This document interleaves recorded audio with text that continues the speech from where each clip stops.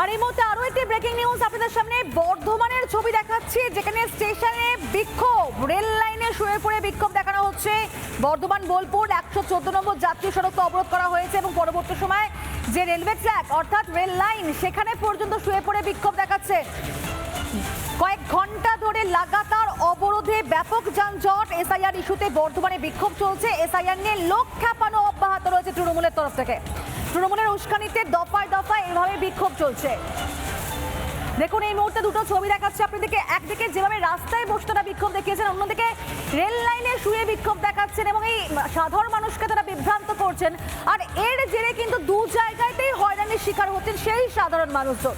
দলে দলে দফায় দফায় লাগাতার তৃণমূলের উস্কানিতে বিক্ষোভ চলছে।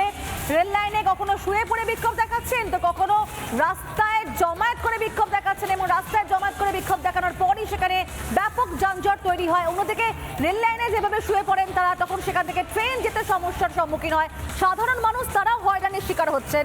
বর্ধমান স্টেশনের ছবি দেখাচ্ছি একদিকে, আর অন্যদিকে দেখুন বর্ধমান বোলপুর 114 নম্বর জাতীয় সড়কের ছবিও দেখাচ্ছি, যেখানেও কিন্তু অবরোধ চলে। সেই একটাই ইস্যু, এসআইআর ইস্যু। এসআইআরকে যখন কোনোভাবেই আটকানো সম্ভবপর হয়নি, সেই শুনানিকে কেন্দ্র করে একের পর এক তারা ঝামেলা করছেন, সাধারণ মানুষকে বিভ্রান্ত করছেন, ভুল বোঝাচ্ছেন। আর তার জন্য দিকে দিকে এই বিক্ষোভের ছবিগুলো দেখা যাচ্ছে। বর্ধমানের ছবিগুলো দেখুন, রাস্তার মধ্যে এতগুলো মানুষ বসে পড়েছে, কি না বিক্ষোভ দেখাচ্ছেন, জাতীয় সড়ক অবরোধ করে ভাঙচুর করছেন। এটাই হচ্ছে 114 নম্বর জাতীয় সড়কের ছবি। প্রচুর মানুষের সেখানে জমায়েত, অনেকে দাঁড়িয়ে রয়েছেন, কেউ বসে রয়েছেন, অবরোধ করছেন দীর্ঘ কয়েক ঘন্টা ধরে। আর যার জন্য একের পর এক গাড়ি লম্বা দাঁড়িয়ে রয়েছে, গাড়ি যাতায়াত করতে পারছে না। জাতীয় সড়ক যেখানে প্রত্যেকটা মুহূর্তে এত গাড়ি চলাচল করে, ব্যস্ততম একটা হাইওয়ে বলা যায়, সেখানে এভাবে সাধারণ মানুষরা তারা নাজেহাল হচ্ছেন, হয়রানির শিকার হচ্ছেন। ব্যবসায়ীরা পর্যন্ত গাড়ি যাতায়াত করতে পারছে না। কেন না তৃণমূলের এই সমস্ত লোকরা তারা বিক্ষোভ করছেন। অন্যদিকে বর্তমান স্টেশনের ছবিটা দেখুন, রেল লাইনে শুয়ে পড়েছে, প্রচুর মানুষ জমা হয়ে রেল লাইনে শুয়ে পড়েছেন। ট্রেন তাহলে কিভাবে যাবে, এটাই হচ্ছে তাদের বিক্ষোভের ছবি আর বিক্ষোভের ধরন।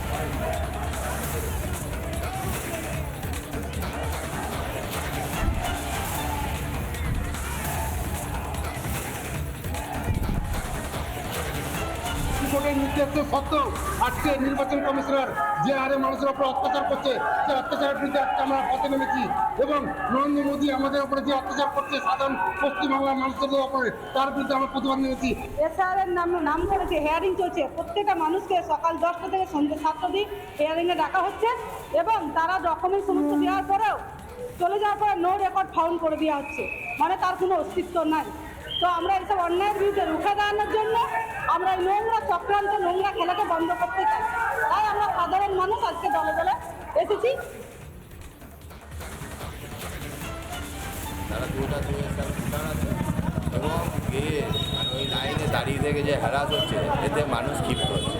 মানে স্থানীয় পঞ্চায়েতে যদি করা হয় তাদেরকে হ্যারাস করতে হয় না, কারণে মানুষকে হ্যারাস করছে। কোনো ডকুমেন্ট তারা জমা দিচ্ছে, সেটাই তারা কোনো রিসিপ্ট দিচ্ছে না।